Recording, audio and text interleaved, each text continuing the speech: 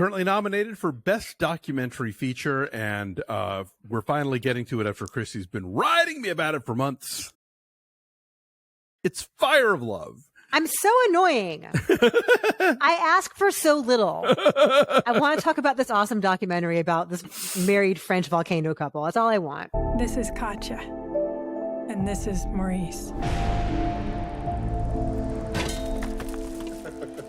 It's excellent. Yeah. And not only is it up for the Oscar for Best Documentary Feature, but Sara Dosa, the director, won at the Directors Guild Awards. Oh, nice. Yeah, which I think is a big surprise because All the Beauty and the Bloodshed has been winning like everything, including our LA Film Critics Award. So this is based on the true story of this longtime married couple, Katia and Maurice Krafft. And it's how they fell in love and spent decades chasing volcanoes together. Yes. And you know from the outset that they die doing what they love. This is not a spoiler. It's from the very, very beginning. Miranda July narrates this. And one of the things I love most about this movie is the really fascinating contrast between the imagery you are seeing, which is spectacular. It is shocking and beautiful and harrowing and mesmerizing as you see in slow motion, like all different kinds of volcanoes erupting and lava spewing into the air and like throwing chunks of hot rocks everywhere. Or it's like the big gray kind. They separate them into red and gray kinds of volcanoes.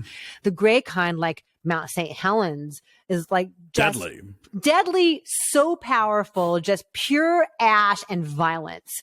And watching Katia and Maurice, who are like so adorable together. They're this really cute little couple, but they're intrepid, you know, and they have this great banter and they become these celebrities. Like, how many French talk shows had them on to talk about volcanoes? Where are the American modern day talk shows that invite volcanologists on? Yeah, you're right. They were on like every show. But the contrast between Miranda July's narration, which is kind of like understated and monotone and a little playful, with just the grandiosity of the imagery, is constantly a really fascinating mix there. I feel like the look of these two people must have inspired Wes Anderson, because they have like these matching little red beanies and the little blue jumpsuit and like just the zooms into the stuff that they're doing and all of the contraptions to measure the heat and the chemicals. I think he was doing Jacques Cousteau, but I think that was just the look for like French science people. I guess.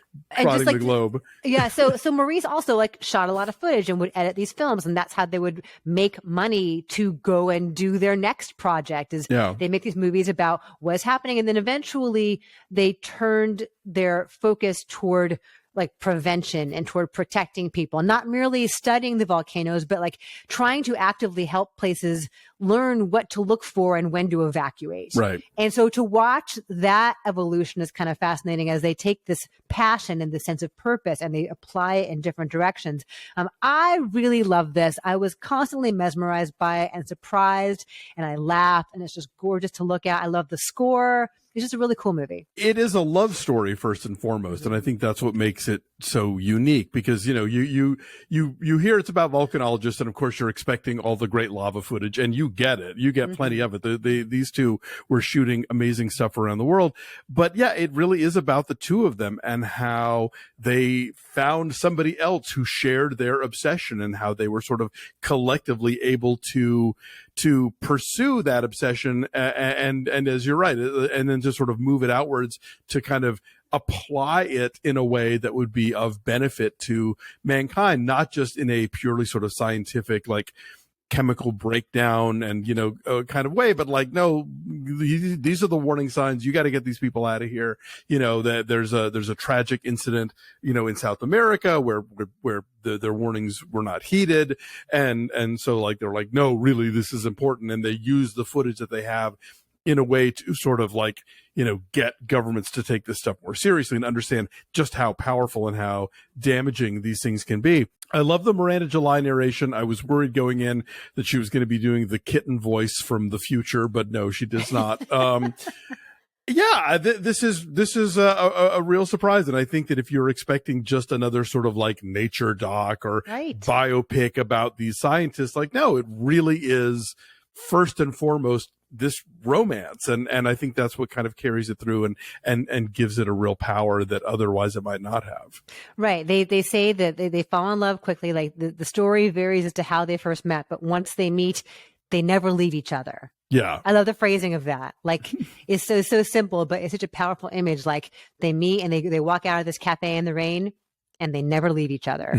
And that's true. And Katia has like this tiny little bird-like thing. And she says like, well, I always let Maurice go in front of me because if he's going to die, weighs like, twice as much. right. But also if he's going to die, I want to die with him. Right. Yeah. Like, That's how I want to there's go. such deep romance to that, of course. But I also just really enjoyed the playfulness of the structure and the use of split screens. And there's some animation in here that's like something out of like Monty Python, like very Terry Gilliam-esque kind of looking narration and animation to it. So yeah, I was just constantly surprised by it. And I'm so thrilled that it is streaming on Hulu so that and Disney Plus. And Disney Plus, yeah. So you can watch it at home. It was a movie that I wish were still in theaters. It was out in theaters last summer, but just to see it and to hear it, because beyond the music, which is so fantastic, like it rumbles, like it's you feel like you're surrounded by just this chaos, this tumult.